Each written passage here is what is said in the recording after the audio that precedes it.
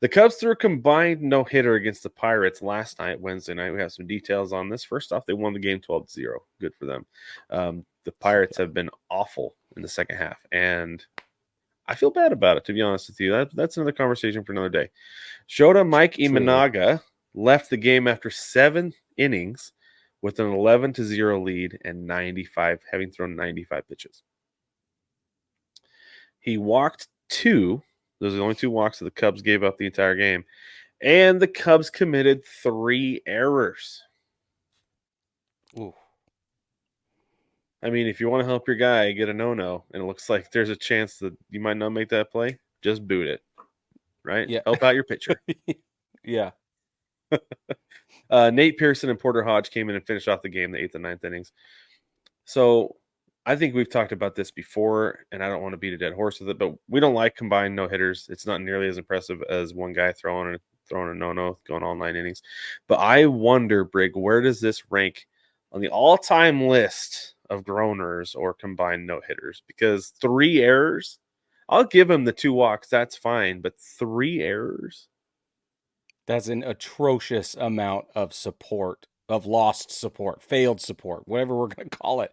That is usually not the case when you see teams get shut out that bad. Like, it's just not. Whether it's a no-hitter, combined, whatever, it doesn't matter. You don't see 3 errors and an 11-0 shutout or 12-0 shutout. Right. It's insane. Well, and this is the thing I was thinking about too, is like it almost makes it more impressive that Imanaga was able to get out unscathed, because it's like, well, if you guys aren't going to help it, I got to help myself. I got to get myself out of this mess that you have gotten me in. I didn't get us into this mess. Like what happens sometimes, you got us into the mess, so I'll clean it up. Yep. And because the other thing that you see a lot of times in no hitters is like great defensive plays, right? Like super early on, second or third inning, somebody's going to make some outstanding play, and it's going to set the tone defensively for the rest of the team the rest of the way. And then you'll see something in like the 6th, and then the 8th, and then usually there's something in the 9th that saves it too. When this is the exact opposite. These guys, it seems like they're just kicking the ball all over the field. What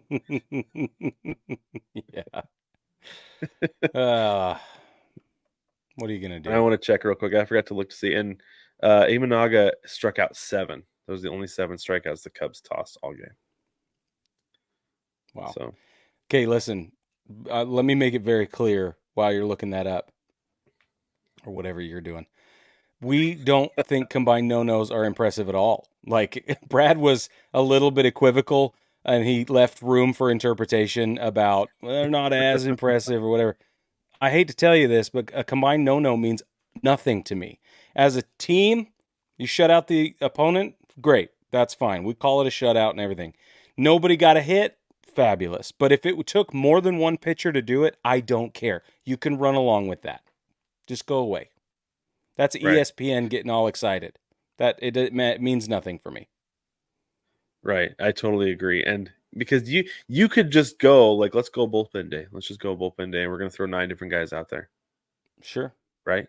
You could shut throw out 9 guys out there who can get their 3 outs. Yeah.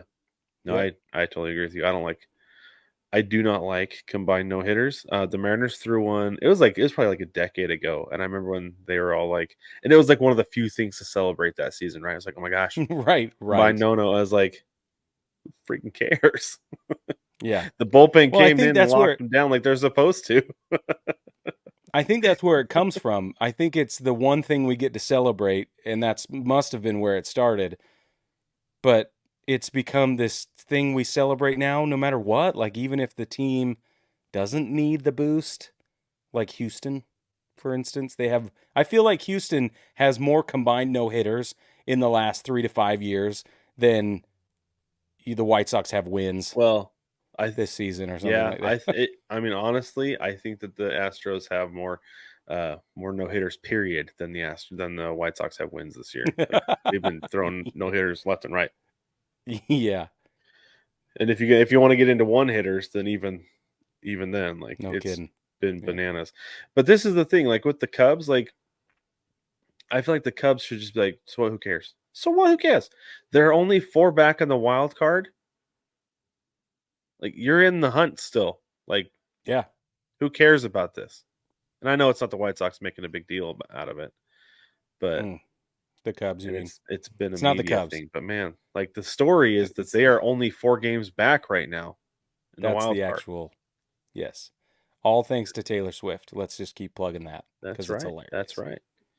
Well, now it's football season, so you're going to see a whole lot more Taylor Swift. Get ready, guys. She's That's true. inevitable.